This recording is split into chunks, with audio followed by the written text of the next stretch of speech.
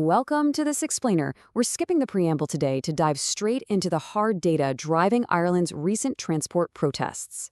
Right off the bat, just look at this massive disparity.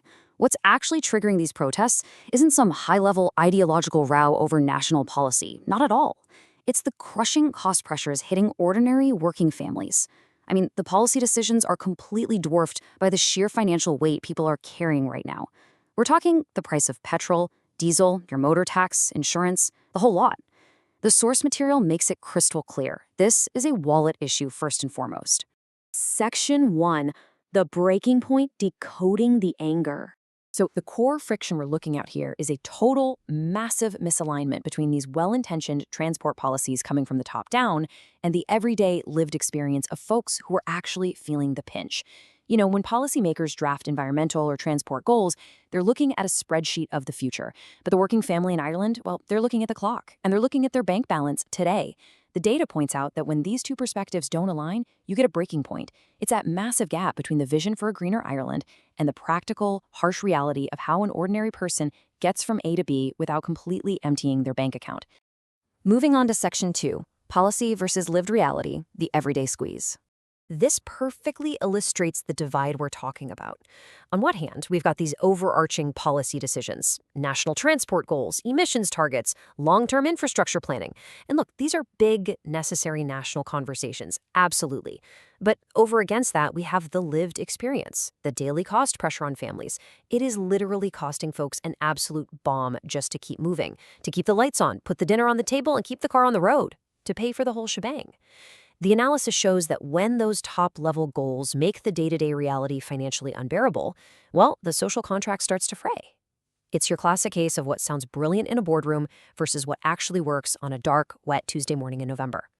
Section 3, the urban-rural divide, two different Irelands. This sheer contrast in transport realities maps out the problem so clearly.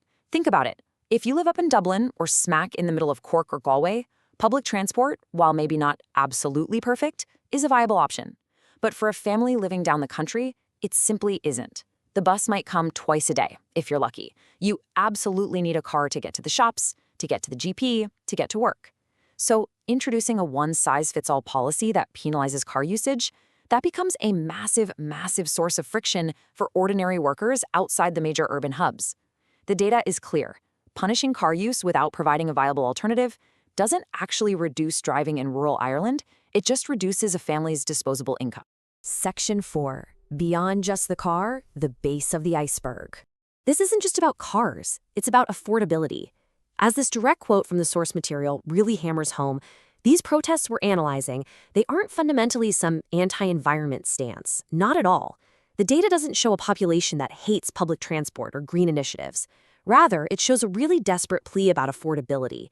When people are already squeezed tight by the cost of housing, the energy bills, the weekly shop, any added cost to their only means of transport becomes the absolute straw that breaks the camel's back.